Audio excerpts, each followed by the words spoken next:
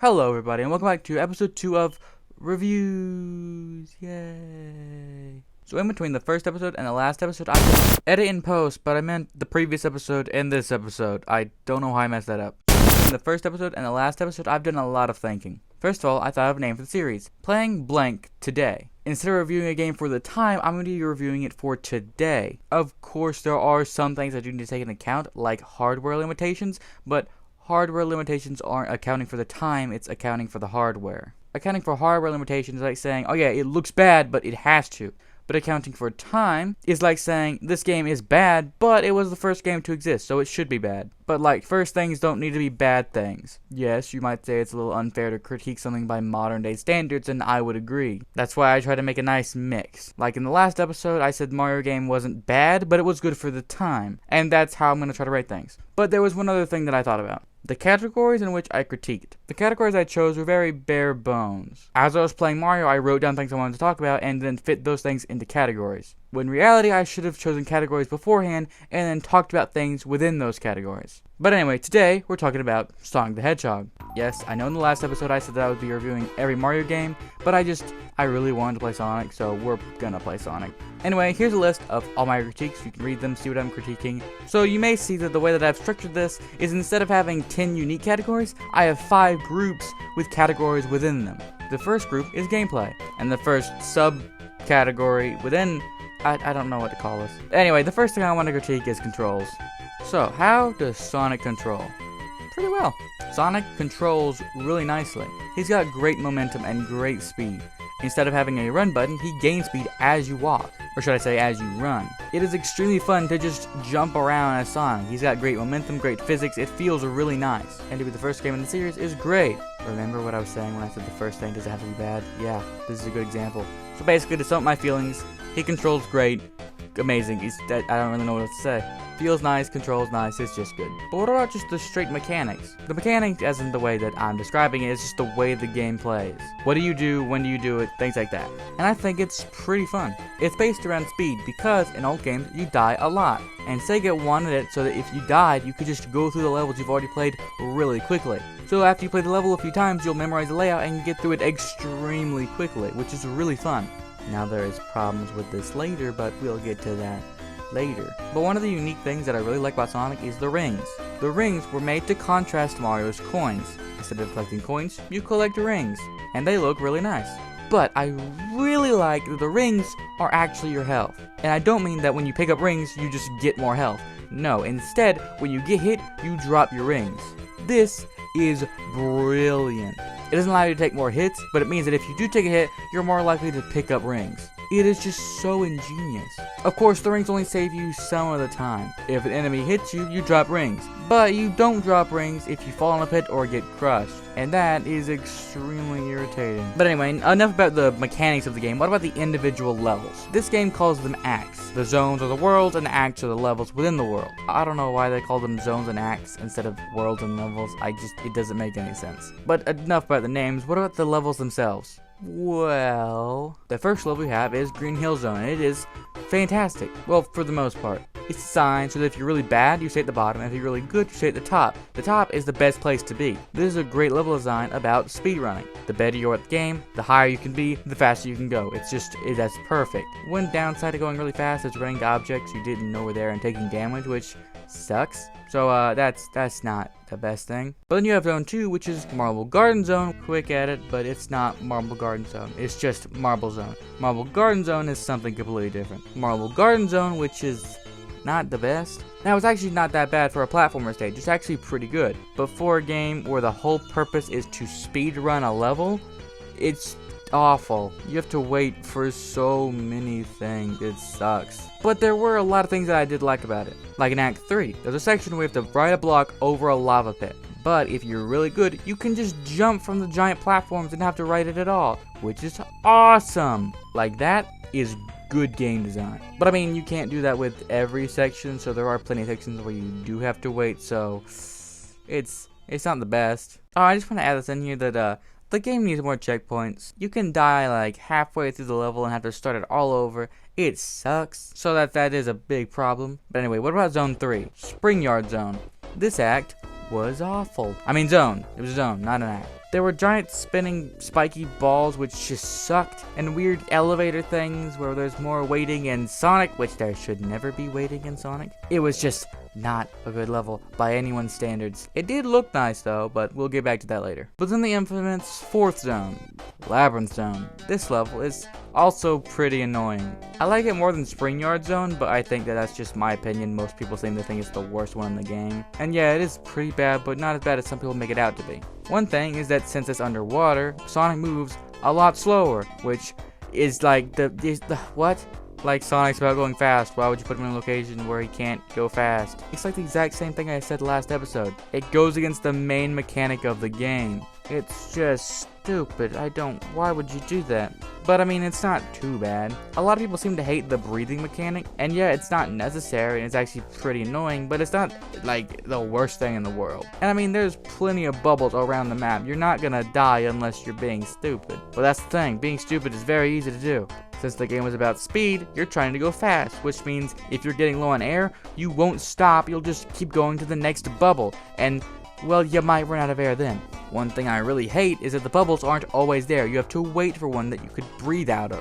Which means if you're running low on air and you're trying to get quickly to the next bubble, you still may die even if you get there because it just didn't make one for you. Like, I don't know how they ever played this and thought it was a good level. Zone 5, Starlight Zone, was pretty good though. I mean, not as good as Green Hill Zone, but it was still pretty good. I think one thing that helped the level down was these bomb creatures, which are awful. I don't like them at all. But other than them, it was a pretty decent level. I mean, the bottomless pits weren't good, but, you know, the rest of it was. But then there's Zone 6, which is Scrap Brain Zone, which is pretty bad. There are just like too many pits. I don't like it at all. Like as soon as you play the first act, there's a pit right in front of you that you just fall down, and I hate it, and it's off. This is off. Why? So the level design goes from pretty bad, no, really bad, to decent. But what about the ways the levels were laid together?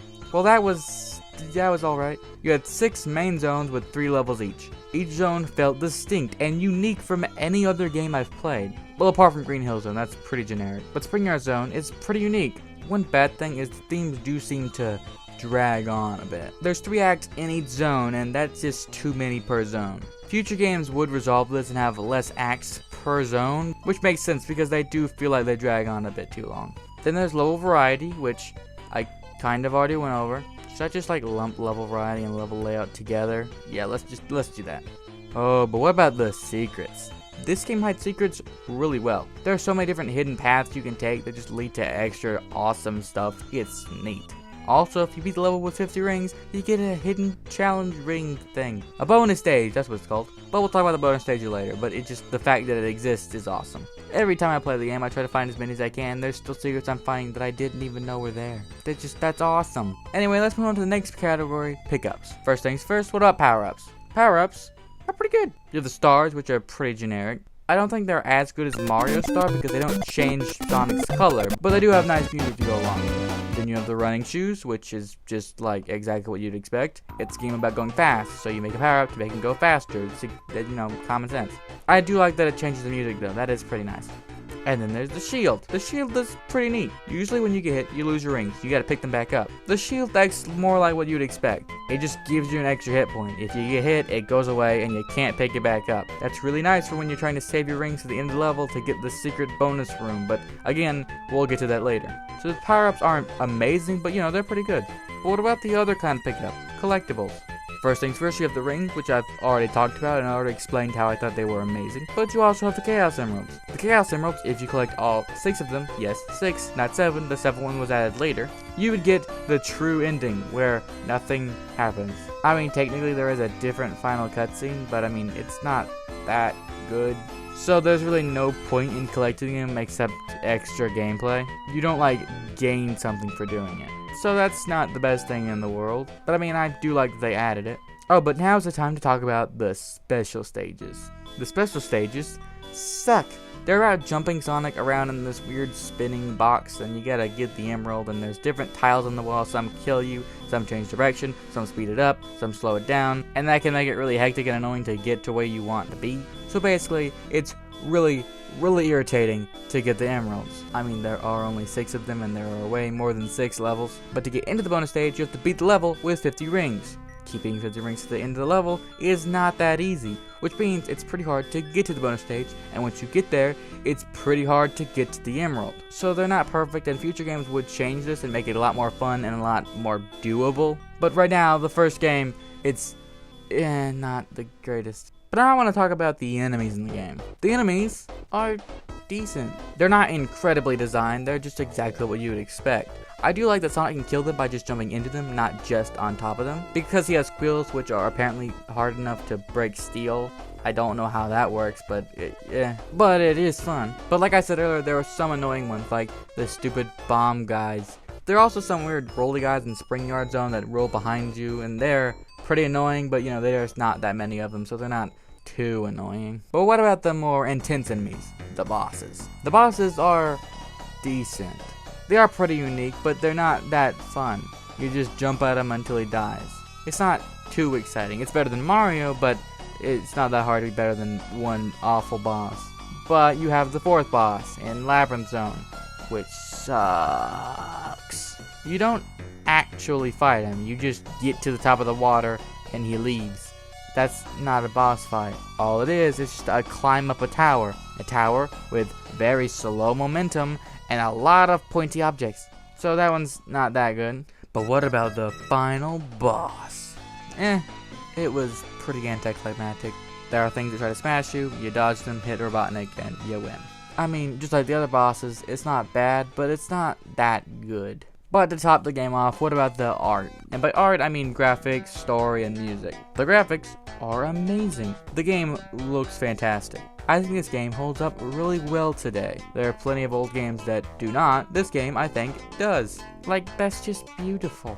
The music is also pretty good. I'm not the biggest music person. Most times when playing games, I just mute the game and listen to some kind of podcast or something like that. But I mean, the game does have a nice soundtrack. And finally, there's the story. The story, Robotnik captured creatures, go save the creatures. That's about it. It's not amazing, but I mean, there's not much they could do on an old game like this. So there you go, that is the game. This is my second time ever making one of these reviews, and I'm still enjoying it. I really enjoyed editing the first one, and hopefully I'll enjoy editing this one, and hopefully I'll make a third. But I'm kind of going off track, just talk about Sonic. Sonic the Hedgehog was a pretty good game. It's not the best, but I would rate it above Mario. Oh yeah, I almost forgot about that. I was putting all the games that I ranked on this list to see what my favorite game was, and let's just add Sonic right there, right above Mario. So yeah, like I said, this game is better than Mario, but it still has a lot of problems. It looks nice, it sounds nice, it controls nice, it's just that a few of the levels aren't the nicest. There are some that are great, and there are some that are decent, but there are also some that suck awfully. So anyway, thank you for watching this video. I'll see you in the next one, or the next one, or the previous one, I guess. I don't really know what video you're gonna watch next. But anyway, thank you for watching. I will see you later. Goodbye. That sounds really boring. Just say goodbye and leave. I need more of an outro. This has been Wyatt with Playing Sonic the Hedgehog today. I will see you tomorrow at noon. Not really, because I don't make these every day.